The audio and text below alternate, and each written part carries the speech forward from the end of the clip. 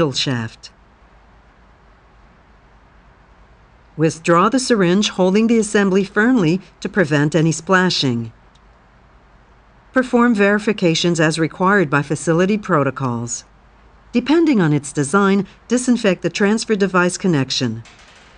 Replace the protector if there is one. If not, protect the connection with a sterile small volume syringe.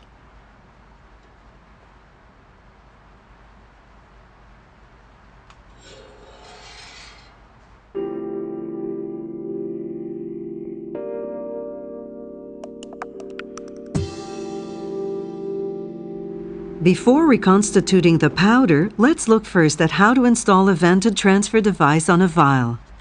First, dislodge any powder from the walls of the vial and disinfect the rubber stopper.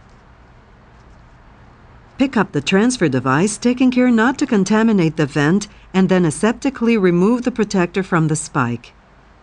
Insert the spike in the vial stopper at 90 degrees and push it in completely without turning it to reduce the risk of contaminating the solution with particles of rubber. Let's continue now with the powder reconstitution. Remove the protector from the transfer device and place it on a sterile gauze or an alcohol swab. Attach the syringe of diluent to the transfer device. Place the vial upright on the work surface and then tilt it slightly. Make sure the vent is facing upward so it is exposed to the laminar airflow, and take care not to get the vent filter wet. Slowly inject the fluid.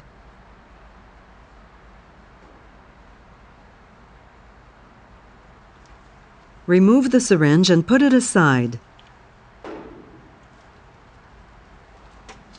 Recap the transfer device without contaminating it and shake the vial if indicated. Make sure the powder is completely dissolved and the foam has disappeared before withdrawing any solution.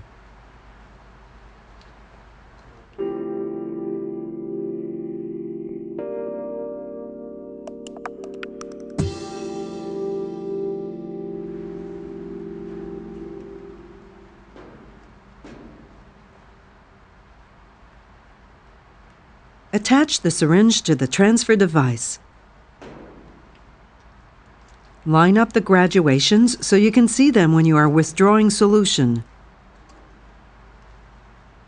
Invert the assembly, taking care not to disrupt the laminar airflow over the junction between the transfer device and the vial. Withdraw the desired fluid by pulling back on the plunger end plate.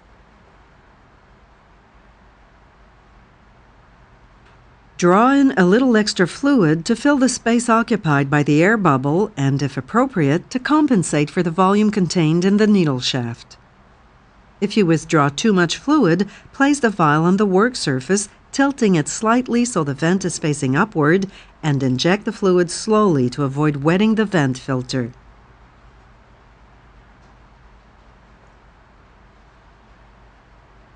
Check the volume and withdraw the syringe. When the withdrawals are complete, recap the transfer device without contaminating it.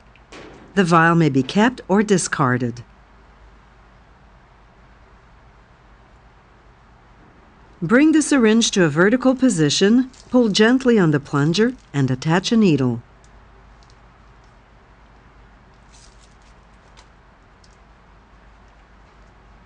Expel the air bubbles using the technique shown earlier. Pull down the plunger again to empty the needle. Expel the air from the syringe by pushing on the plunger until a drop appears at the end of the needle.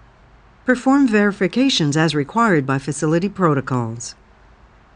The diluent can also be drawn from a solution bag using a peristaltic pump. We suggest that you consult the manufacturer's instructions for using the pump.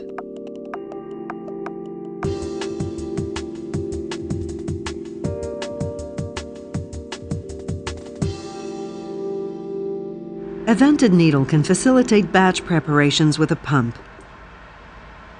Here's how to proceed. Disinfect the rubber stopper on each vial and let the stoppers dry. Remove the cover from the vented needle. Note that the end of this needle is slightly curved to allow insertion at a 90-degree angle. Insert the needle in the rubber stopper of the vial at this angle and push it in. Inject the fluid, keeping the vial flat against the work surface.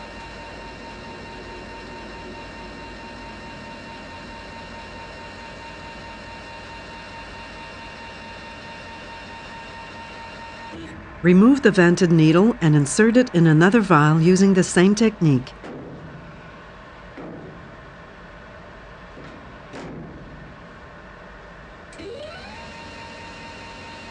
Once all the vials have been reconstituted, wipe the stoppers with an alcohol swab if there is any solution on them. Shake the vials if indicated. Wait until the product is completely dissolved and the foam has disappeared before making any withdrawals. Certain injectable medications are packaged in ampoules.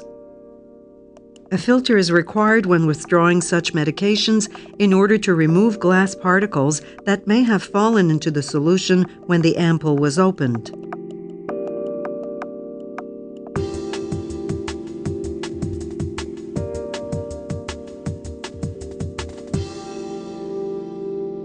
Attach a filter needle to a syringe.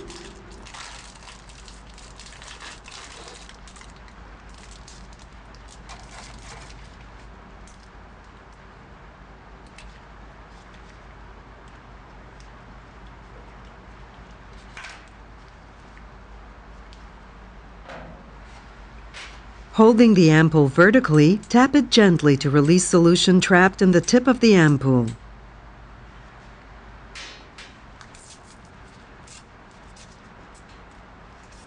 Disinfect the neck of the ampoule and allow it to dry.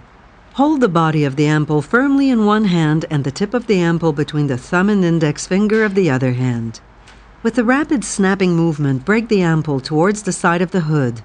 Place the ampoule on the work surface away from the manipulation area, taking care not to disrupt the laminar airflow over its opening. Discard the tip of the ampoule in the sharps container.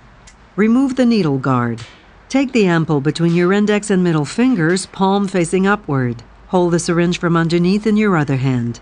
Tilt the ampoule and gently insert the needle, taking care not to contaminate it. Place the free fingers of the hand holding the ampoule on the syringe without disrupting the laminar airflow over the opening of the ampoule and the needle. Draw in fluid, gradually tilting the assembly and keeping the bevel of the needle in the shoulder of the ampoule until the desired volume has been withdrawn or the ampoule is empty. Remove the needle from the ampoule. Put the ampoule down, placing it outside the manipulation area. Recap the needle and expel the air from the syringe.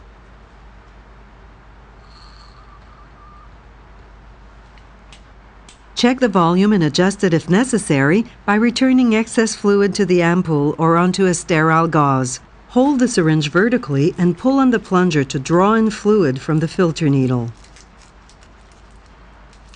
Replace the filter needle with an appropriate injection-type needle.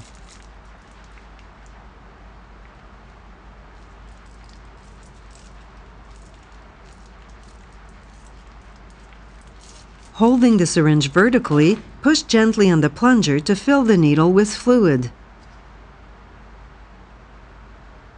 Check the volume and the clarity of the fluid withdrawn. Perform verifications as required by facility protocols. The solution in the syringe can be served as is with a needle or a sterile cap. It can also be diluted into a larger volume for administration as a short or continuous infusion. We will look now at the final procedures in preparing ready-to-use injectable medications.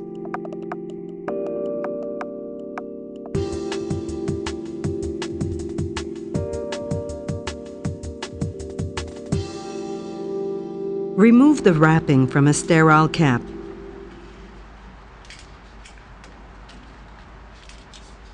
If the syringe is served with a cap but the drug is to be administered with a needle, hold the syringe vertically and pull on the plunger until the fluid level is at the halfway mark on the connector of the syringe. Remove the needle. Place a sterile cap on the syringe, taking care not to disrupt the laminar airflow over the other exposed caps.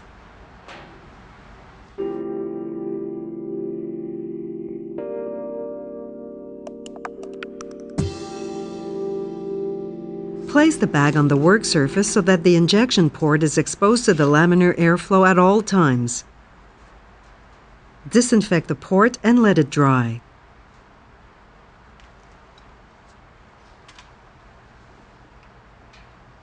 Remove the needle guard from the syringe filled with solution. Gently insert the needle into the injection port at a 90-degree angle, taking care that it does not pierce the sides.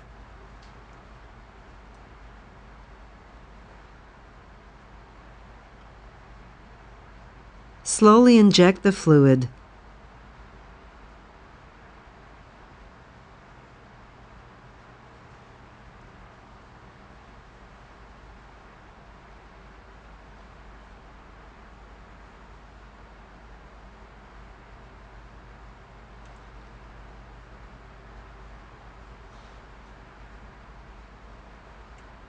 Remove the needle and recap it. Put the syringe aside. Gently disperse the fluid in the solution. Inspect the solution after each addition for particles or precipitates. Proceed in the same manner to inject other medications in the bag. Disinfect the injection port before each addition and after the last one. When all additions have been made, invert the bag several times to ensure thorough mixing. Inspect the final preparation in accordance with facility protocols.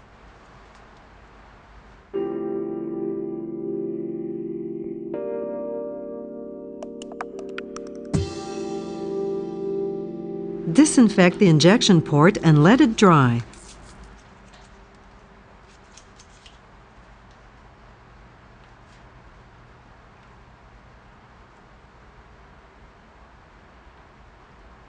Place the bag on the work surface such that the injection port is exposed to the laminar airflow throughout the whole procedure. Attach a 1-inch 20G needle to a 20 or 30 milliliter syringe. Push on the plunger to expel the air from the syringe. Remove the needle guard and insert the needle in the bag, taking care the needle does not pierce the sides of the injection port. If there are any tiny air bubbles in the solution, capture them with one large bubble circulated along the walls of the bag. Do not touch the injection port or the needle during this procedure. Lift up the assembly, holding the bag from underneath, and tilt it at a 70-degree angle to expose the injection port and the needle to the laminar airflow. Gently tap the sides of the bag and the administration set port to make the air bubbles rise. Use the largest bubble to capture all the little bubbles on the surface of the liquid. Tilt the bag slowly until horizontal so that all of the air is around the injection port and none is at the administration set port.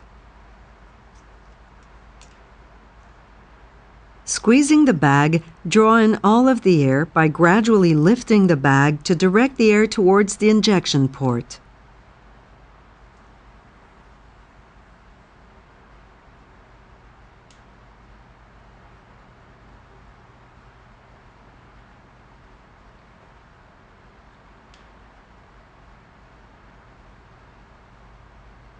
If fluid is drawn in during this operation, return it to the bag after all air has been removed.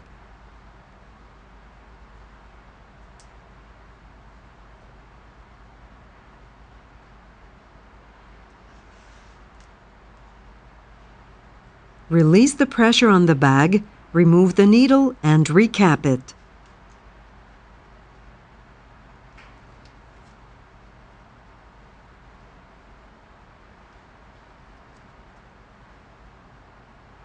If the quantity of air to be removed exceeds the caliber of the syringe, remove the syringe from the bag and expel the air. Disinfect the injection port once again and remove the remaining air.